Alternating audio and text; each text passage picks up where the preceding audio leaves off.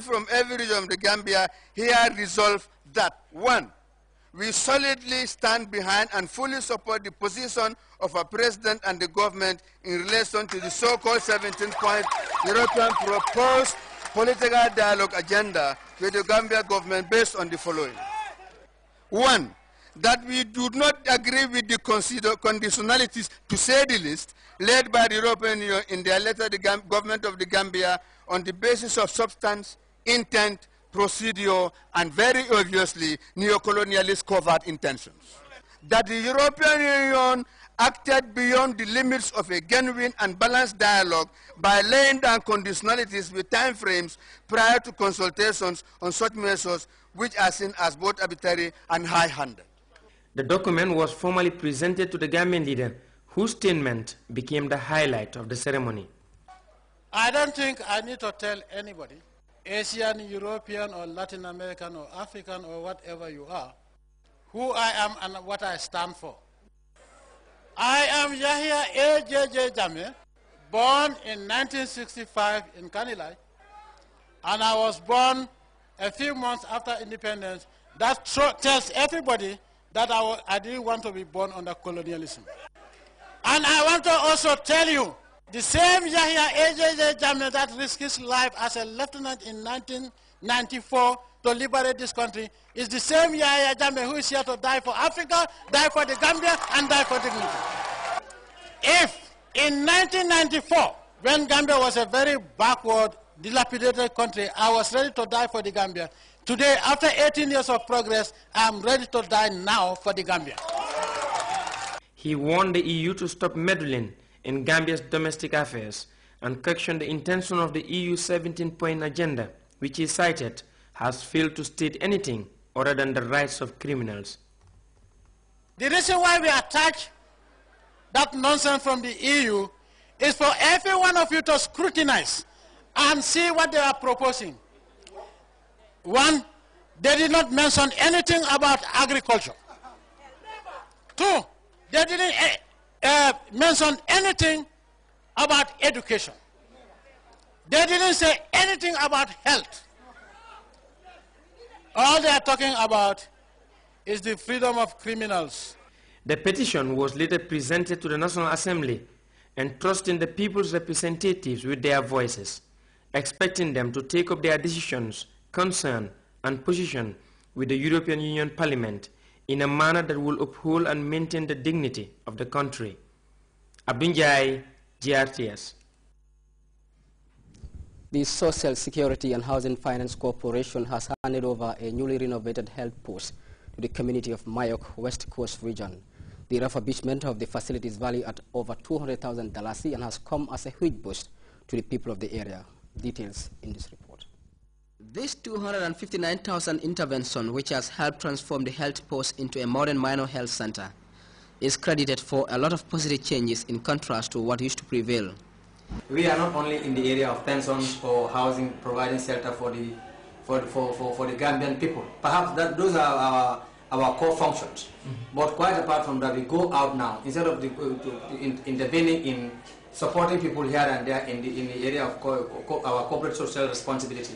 We have now developed or advanced to the level of corporate social investment.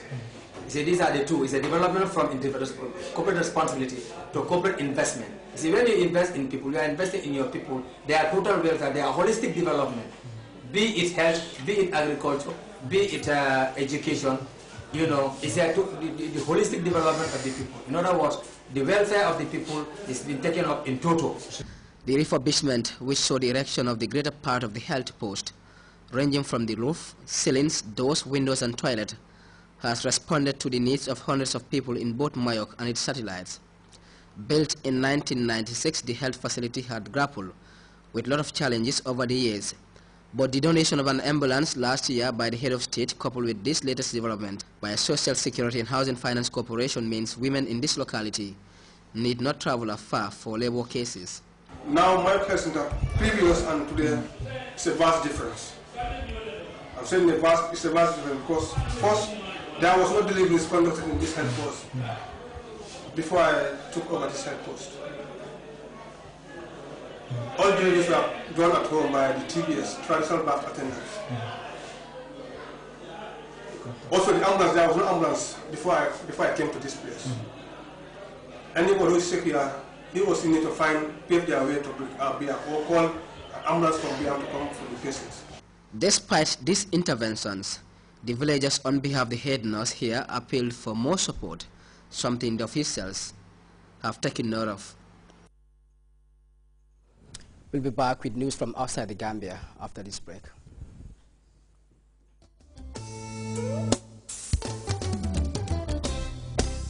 The NOEC Staff Association, under the Chief Guest of Honor, His Excellency the President of the Republic of the Gambia, Sheikh Professor Alhaji Dr. Yaya AJJ Jammeh, is staging its third annual gala dinner and dance in association with the international superstar Asanjai of Senegal, Jaliba Kouyaté and Abu and Fafa. This program is in support of His Excellency's drive to turn the Gambia into a city-state by providing all basic and essential services such as electricity and water to the Gambian populace irrespective of where they live. The gala dinner is slated for the 25th of January 2013 at the Senegambia Beach Hotel. Tables are as follows: platinum $60,000, diamond $50,000, gold $40,000, and silver $35,000. Each table comes with 10 gala dinner tickets and cash power raffle tickets. Individual tickets $1,500. January 25th, that is the dance at the Paradise Suites Hotel, Penchami Hall.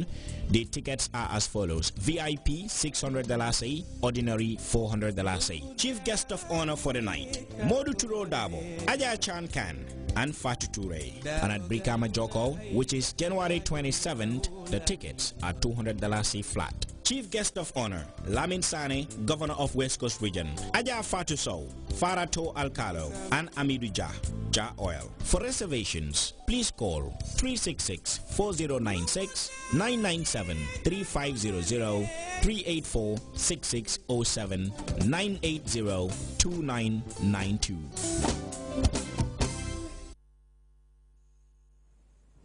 Welcome back. In Senegal, 3 parliamentary deputies have lost their seats following allegations of illicit enrichment. The 3 were the only deputies absent during the country's parliamentary plenary session, during which their parliamentary immunities were lifted, leaving them open to prosecution. We have more on that story in this report. All the deputies were present except for those being accused of illicit enrichment. Omar Sarr, Abdoulaye Balde and Ousmane Gom did not show up for the Senegalese National Assembly's plenary session, during which the parliamentary immunity of these 3 men was lifted. Now they can be called in to stand trial.